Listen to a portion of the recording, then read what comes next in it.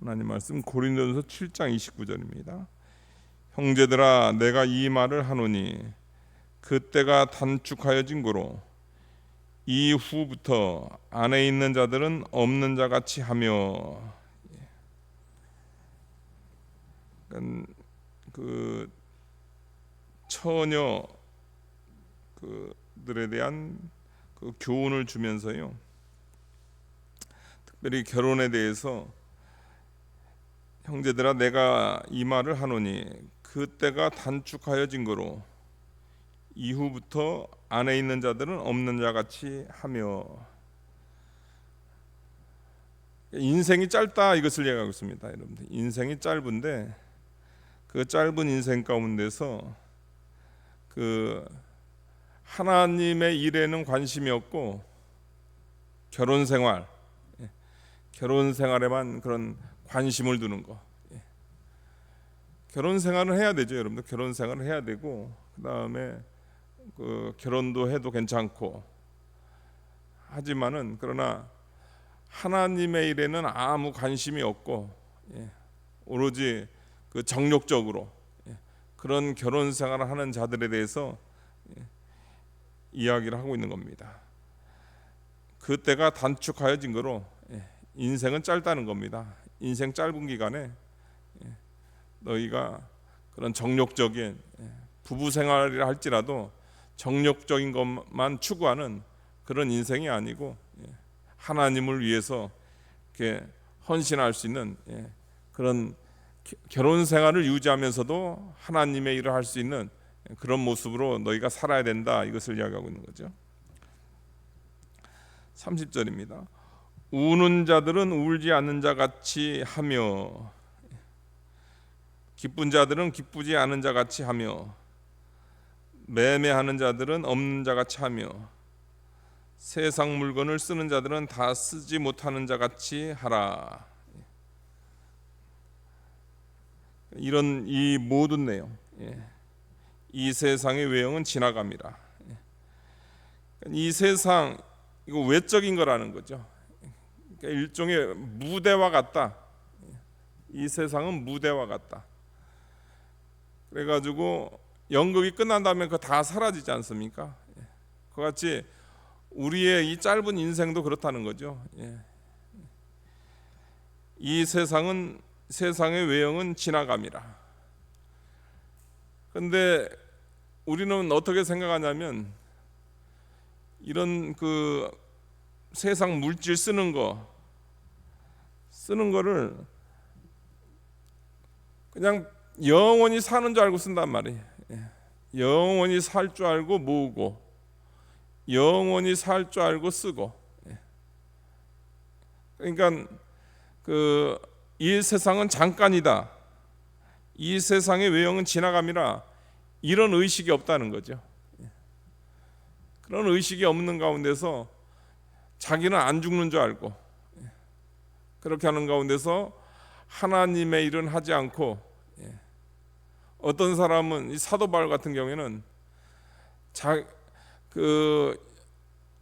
예수 그리스도를 섬기는 거, 또 복음을 전하는 거, 신앙생활 하는 거, 그것이 너무나 귀하단 말이에요. 그 너무나 귀해가지고 어느 한순간도 낭비하지 않기 위해서 어떤 사람은 독신의 은사를 받아가지고 독신으로 그냥 전생애를 드리는 사람도 있는데, 그게 아니고 하나님께서 물질 주시는 거 그것도 하나님께 주신 거 아닙니까? 그런 거 하나님께 다 주셨는데, 그런 것에 대해서 하나님을 위해서 사용할 그런 생각을 안 하고, 자기는 평생 안 죽을 줄 알고 자기만을 위해서 사는 그런 인생을 살지 말라, 그런 뜻에서 이 말씀을 하는 겁니다. 이 세상의 외형은 지나갑니다. 그러니까 정욕적으로 살지 마라.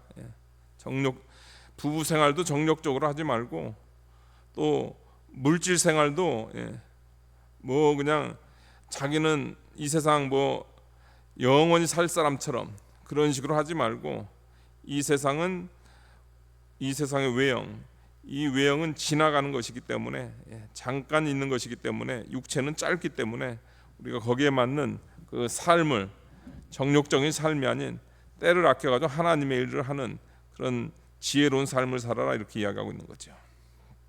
32절입니다. 너희가 염려 없기를 원하노라. 장가가지 않는 자는 주의 일을 염려하여 어찌하여야 주를 기쁘시게 할까 하되. 다시 또 그 앞에서 다룬 내용을 다시 또 이제 돌아와서 또 그 내용을 또 다루는 겁니다. 그러니까 결혼 생활은 어떤 그런 그 힘든 면이 있는가, 그것을 이야기하는 거죠. 장가가지 않는 자는 주의 일을 염려하여 어찌하여야 주를 기쁘시게 할까. 그러니까 남자로서 이렇게 독신의 은사를 받아서 독신으로서 이렇게 하는 사람은 그 독신으로서의 그 장점이 있다는 거죠. 그 장점은 뭐냐면은 주의 일을 염려하여, 주의 일을 염려하여 어찌하여 주를 기쁘시게 할까. 그러니까 단 하나만 그 염려하고 하나에게만 집중할 수 있다는 거죠. 그와 반면에 결혼 생활을 할 경우에는 33절 보니까 장가간 자는 세상 일을 염려하여 어찌하여 아내를 기쁘게 할까. 그래서 세상 일이다, 이것은 뭐냐면 그 장가간 자로서의 그 책임감이라는 겁니다. 자녀 양육이라든가 아니면 그 가정을 세우는 일이라든가, 그런 걸로 인한 그런 그 일종의 온전히 주만 생각하는 것이 아니고 부분적으로 하나님의 일하고 또 부분적으로 또 가정 일을 해야 되는 거죠. 또 거기에 대한 책임을 또 감당을 해야 되는 거죠. 그런 그 단점이 있다, 이것을 이야기하는 거죠. 독신은 이런 장점이 있고 결혼하게 되면 이런 단점이 있다, 그것을 이야기하는 겁니다. 여자도 마찬가지라는 거죠. 34절 보니까요. 마음이 갈라지며 시집가지 않은 처녀와 또 시집가지 않는 자와 처녀는 주의 일을 염려하여 몸과 영을 다 거룩하게 하려 하되. 그러니까 이 시집가지 않은 자라든가 이 처녀들은 혼자니까요. 주의 일을 염려하여 온 몸과 영을 다 주님만 생각하는 그 일에 사용될 수 있다는 거죠. 그런 장점이 있다는 겁니다. 그와 반면에 시집간 자는, 결혼한 여자 같은 경우에는 세상 일을 염려하여, 결혼한 자로서의 그 일종의 그 세상 일이 있다는 거예요. 그래가지고 자녀에 관한 문제라든가 아니면 남편을 기쁘게 하는 그런 일에 있어서 그 일종의 부분적으로 하나님의 일을 할 수밖에 없다, 그것을 이야기를 하는 거죠. 그러니까 독신의 장점과 부부 생활의 단점, 결혼 생활의 단점을 이야기를 하는 거죠. 그러니까 우리가 이거는 알아야 됩니다. 그러니까 결혼에는 이런 어려움이 있다, 그것을 감안을 하고 결혼해야 돼요.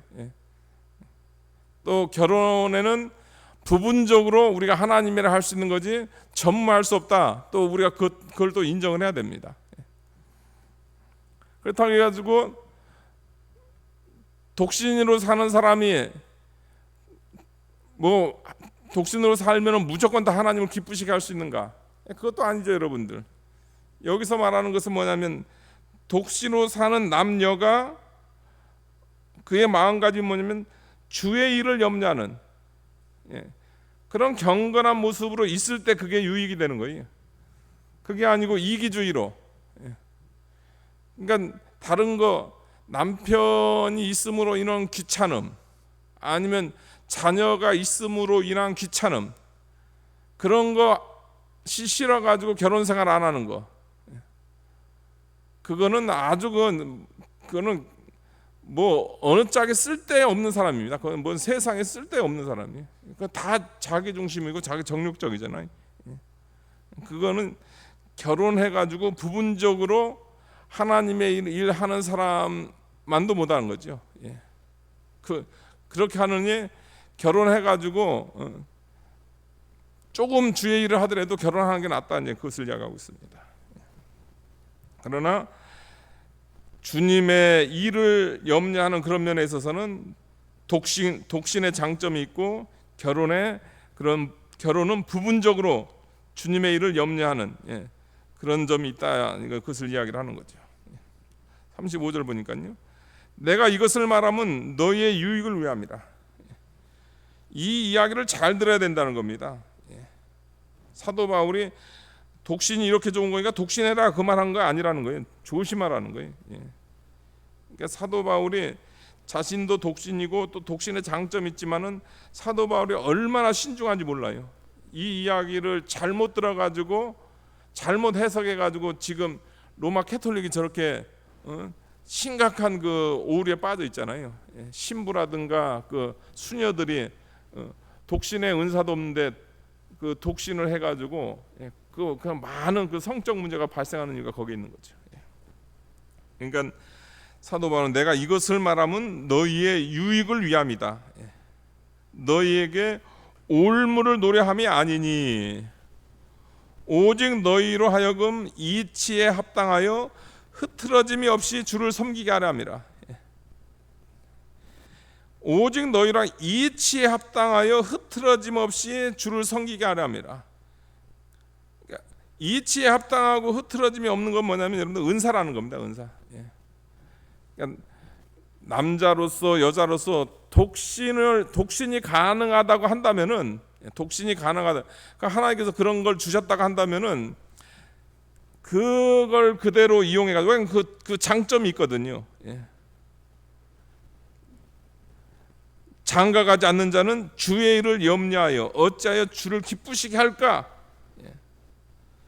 시집가지 않는 자와 처녀는 주의 일을 염려하여 몸과 영을 다 거룩하게 하려 하되, 그 장점이 있다는 거죠.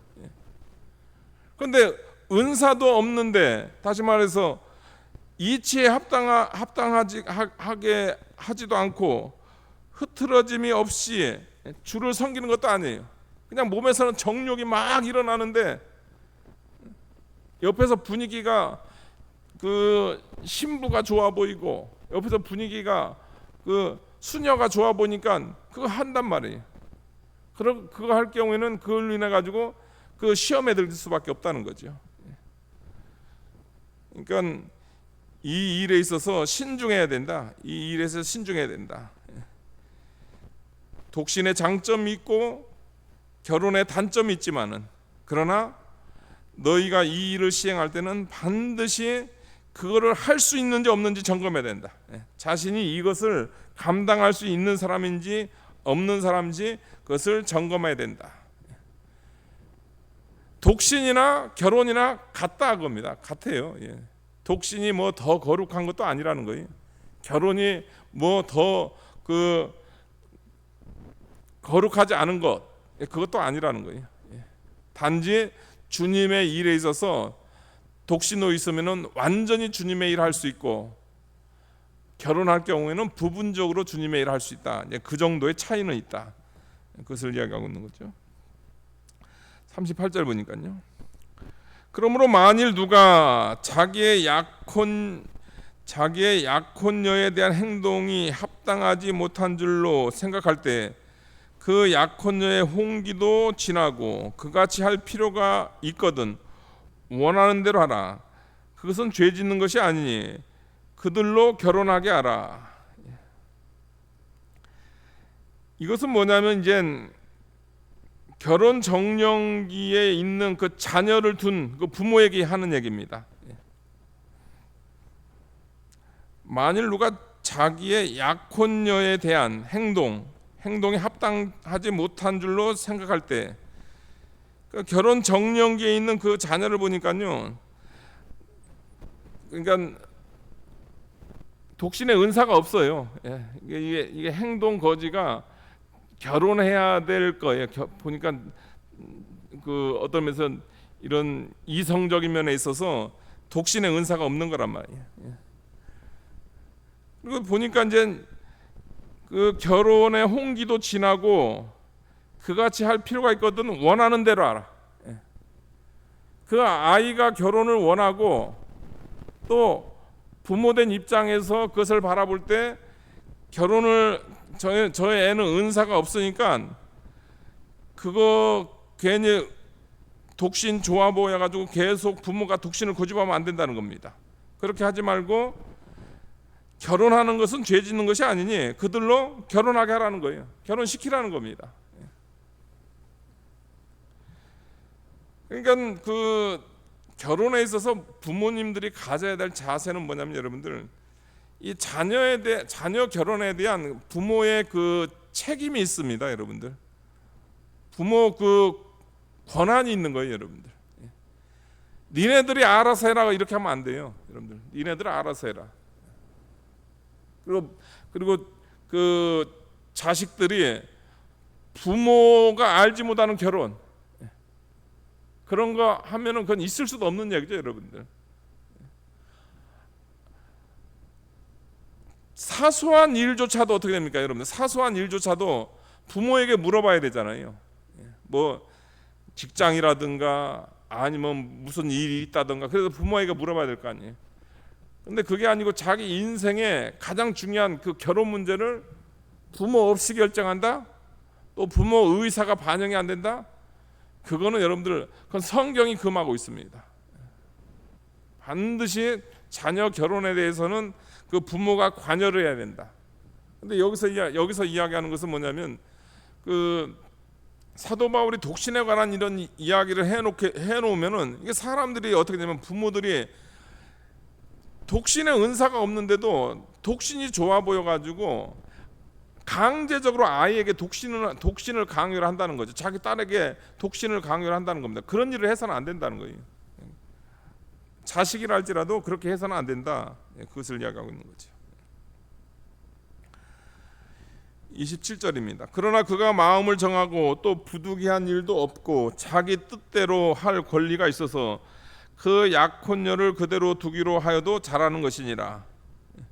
이거 보니까 그 은사가 있는 거예요. 은사가 있어요. 근데 이 은사라는 건 여러분들 일시적이면 안 된다는 거예요. 여러분들, 진짜 그 처녀로서 아니면 그 결혼하지 않은 남자로서 주를 위해서 평생 동안 할 수 있는, 그게 감정적으로 일시적으로 그런 마음을 갖는 것이 아니고 진짜로 그런 은사가 있는 것, 그런 것을 발견하게 되면은 그 자기 뜻대로 할 권리가 있어서, 부모 강요가 아니라는 거죠. 그 자녀가 그렇게 하기를 원하면은 자기 뜻대로 할 권리가 있어서 그 약혼녀를 그대로 두기로 해도 잘하는 것이니라. 결혼 안 시켜도 된다는 거예요. 결혼 정년기에 이르렀는데 진짜 은사가 있어요. 은사가 있고 보니까 또 주를 향한 그 사랑도 있단 말이에요. 주님의 일에 대한 그런 것도 있다면, 그러면 그렇게 해도 된다는 거예요. 그거 외에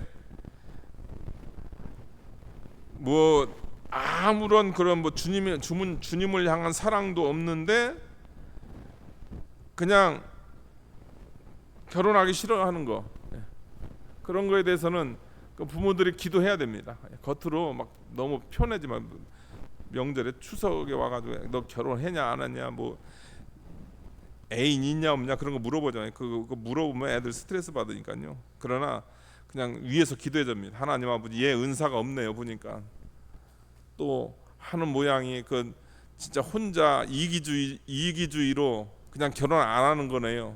하나님, 그 좋은 배우자 만나서, 신앙의 배우자 만나서 하나님 결혼하게 해주세요. 결혼해줘야 돼. 그거 기도해줘야 됩니다. 근데 그게 아니고 딱 보니까 하나님의 은사를 받고 또 본인도 그런 그 뜻이 있다고 한다면은 그 결혼 안 해도 괜찮다. 그것을 이야기를 하는 거죠. 38절입니다. 그러므로 결혼한 자도 잘하거니와 결혼하지 아니하는 자는 더 잘하는 것이니라. 결혼해도 되는 겁니다. 결혼해도 되는 거예요. 그런데 독신의 장점이 있기 때문에 혹시 은사가 있는 사람은 결혼하지 않고 주의 일에 전념하는 것, 참 귀한 일이다. 그것을 이야기를 하는 거죠. 그러나 이 독신 문제는 아주 신중해야 된다. 신중해야 되고 그 결혼이든 독신이든 유익이 돼야 돼요. 그 다음에 독신이 올매에 빠지면 안 됩니다. 항상 이치에 합당해야 되고 그 다음에 흐트러짐 없이 주를 섬길 수 있는 그런 그 모습 가운데서 결혼도 해야 되고 독신도 해야 된다. 39절입니다. 아내는 그 남편이 살아있는 동안에 매여 있다가 남편이 죽으면 자유로워 자기 뜻대로 시집갈 것이나 주 안에서만 할 것이니라. 이거 아내만 해당되는 게 아니야. 아내 남편 똑같습니다. 아내든 남편이든 살아있는 동안에는 매여 있습니다. 살아있는 동안에는 매여 있어요. 두 사람이 살아있는데 이 매여짐이 끊기는 거는 딱 하나입니다, 여러분들. 그러니까 이미 배운 대로 음행 외에는 이 매여짐이 끊어질 수가 없어요. 성격 차이 안 됩니다. 성격 차이 안 돼요. 그다음에 폭력 안 됩니다. 남편이 폭행한다고 이혼 사유 안 돼요. 폭행하면 그냥 경찰한테 신고하고 따로따로 살아요, 여러분. 그렇게 하면 돼. 따로따로 살면 되지 뭘. 따로따로 살다가 주님께서 뭐라 하겠어요? 성경에 뭐라 그랬죠? 기도하고선 그 다음에 그 남편이 그 문제가 해결되면 합할 수 있으면 합해라. 그러니까 그 배우자 그러니까 음행 외에 다른 문제가 발생했을 때 그것이 이혼 사유는 안 된다. 우리가 그걸 알아야 됩니다. 그렇다고 해서 폭력인데 그거 계속 맡고 있으면 안 돼요. 그 경찰에 신고해가지고 그 감옥에 쳐넣어야 됩니다. 근데 여기 같은 경우 이제 아내는 그 남편이 살아있는 동안 매여 있다가 남편이 죽으면 자유로워. 이게 일종의 이제 사별이죠. 배우자가 이제 죽었을 경우에는 이제 결혼할 수 있다는 겁니다. 결혼할 수 있어요. 결혼에 대한 그 자유가 있다는 거예요. 자유가 있는데 그 자유가 있다 하더라도 그 어떻게 결혼해야 되면 자기 뜻대로 시집은 갈 수 있어요. 갈 수 있는데 주 안에서 결혼해라. 주 안에서만 할 것이니라. 재혼도 믿음의 재혼해야 된다. 결혼도 믿음의 결혼이고 또 사별 후에 재혼도 주 안에서 해야 된다. 이것을 이야기하고 있는 거죠. 그러니까 하여튼 그 자유가 있다. 결혼할 자유가 있다. 남편이든 아내든 똑같다. 그것을 이야기하고요. 40절 보니까요. 그러나 내 뜻에는 그냥 지내는 것이 더욱 복이 있으리로다. 나도 또한 하나님의 영을 받은 줄로 생각하노라. 사도 바울이 생각하기에는 한 번 결혼 생활 했으면은 그냥 지내는 것이 좋다. 그냥 지내는 것이 더 복이 있다. 왜 그러냐면 결혼 생활 한번 해보지 않았냐. 결혼에는 어떠한 면이냐면은 책임 부분이 있다는 거예요. 책임 부분이 있고 하나님의 일을 하는 데 있어서 부분적이라는 거예요. 왜 그러냐면 자식이든 남편이든 거기에 그 세상 일에 대해서 해줄 일이 있다는 거예요. 그래서 하나님의 일을 전무할 수 없다는 거죠.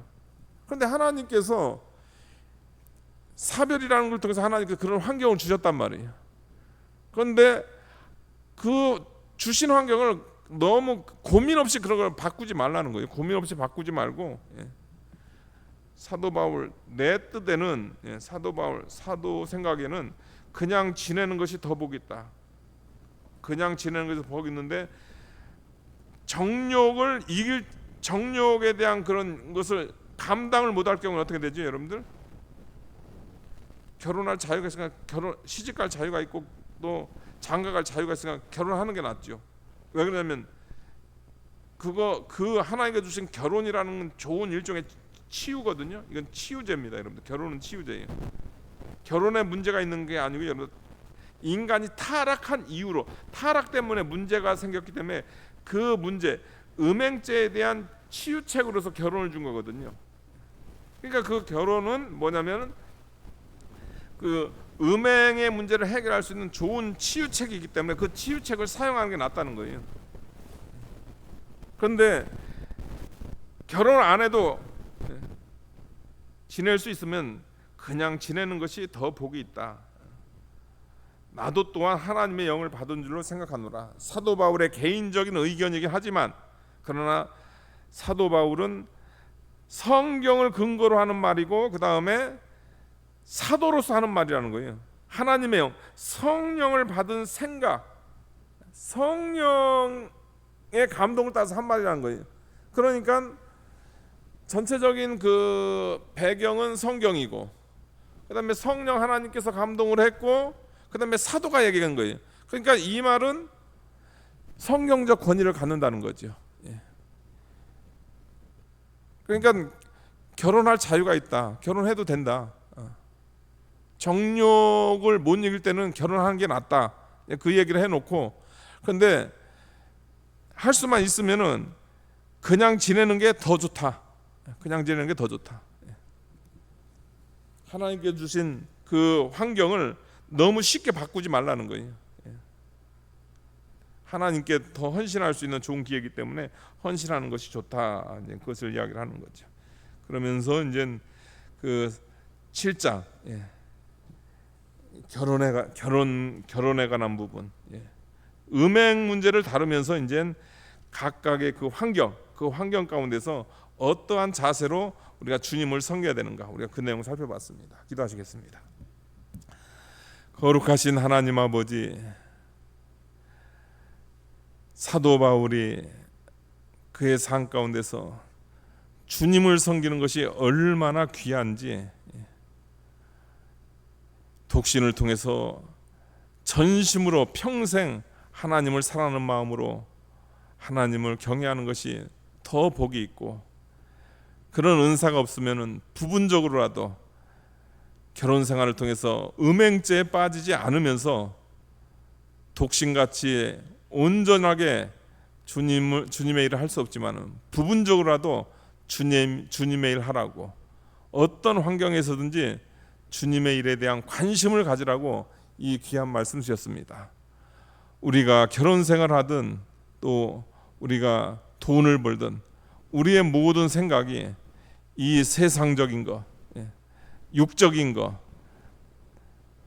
내 인생이 긴 줄 알고 또 나는 죽지 않는 줄 알고 그런 어리석은 자리에 빠지는 것이 아니고, 인생은 짧고 또 얼마 안 있으면 다 지나가는 연극과 같은 인생 가운데서 이 짧은 시간에 주님의 일을 할 수 있는, 결혼을 통해서도 주님의 일하고 또 독신을 통해서도 주님의 일을 할 수 있는 귀한 성도님들 다 될 수 있도록 축복하여 주시옵소서.